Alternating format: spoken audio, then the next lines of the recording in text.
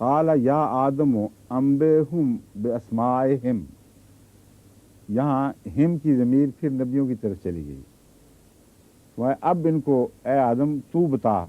کہ کون لوگ ہیں جو آنے والے ہیں، اور اس پر آدم نے ان کو خبر دی۔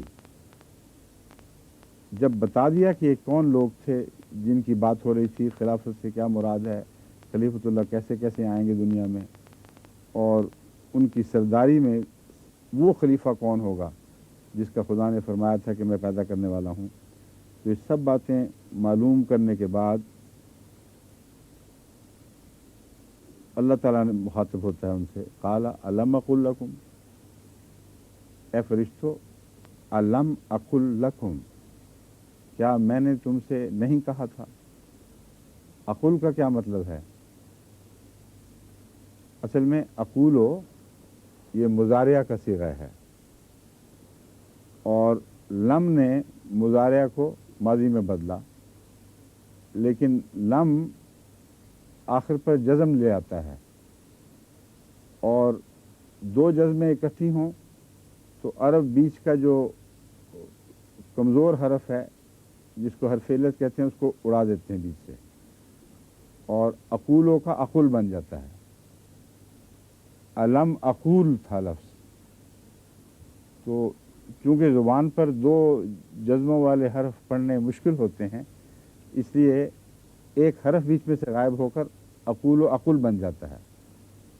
اور لم کی وجہ سے ظاہری یہ تبدیلی پیدا ہوئی، اور معنوی یہ کہ لم نے ماضی نافیہ میں تبدیل کر دیا اس کو۔ بس لا اقولو کا مطلب ہے میں نہیں کہوں گا، لم اقل کا مطلب ہے میں نے نہیں کہا،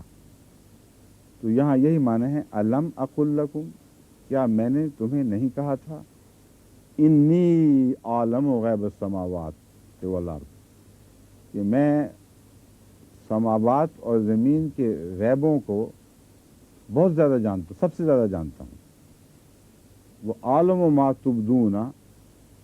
اور میں بہت زیادہ جانتا ہوں ما تبدون جو تم ظاہر کرتے ہو، وما کنتم تکتمون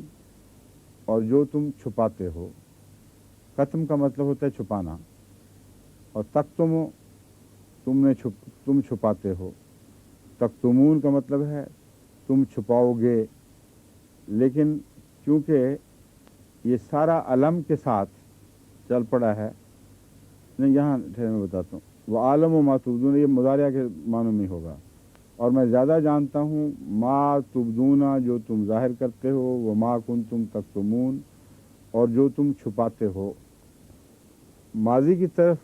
جو میرا ہلکا سا دھیان گیا تھا وہ کنتم کی وجہ سے تھا، مگر یہاں ایک اور بات سمجھانے والی ہے۔ کانا ماضی کا صیغہ ہے، کنتم کرتے تھے، تم تھے، لیکن بسا اوقات استمرار میں بھی کنتم کا لفظ آتا ہے جو ماضی میں تبدیل، ماضی کے معنی نہیں دیتا بلکہ مضارعہ کے ہی معنی رکھتا ہے۔ وما کنتم تکتمون اور جو کچھ تم چھپاتے ہو، یہ ہے صحیح ترجمہ، لیکن ماضی کا اشارہ موجود ہے جو اس غرض سے ہے کہ اگر تم پہلے بھی چھپاتے رہے ہو تو وہ بھی ہمیں پتہ ہے۔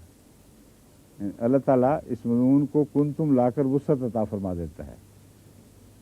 کنتم لازماً مضارعہ کے معنی کو ماضی میں نہیں بدلتا، بلکہ